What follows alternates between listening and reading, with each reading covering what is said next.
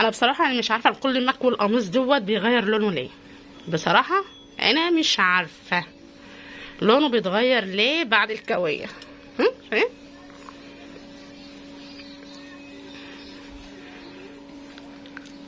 شايفين اللون بيتغير خالص خالص خالص خالص. اول مره اشوف شكل الانسان كده.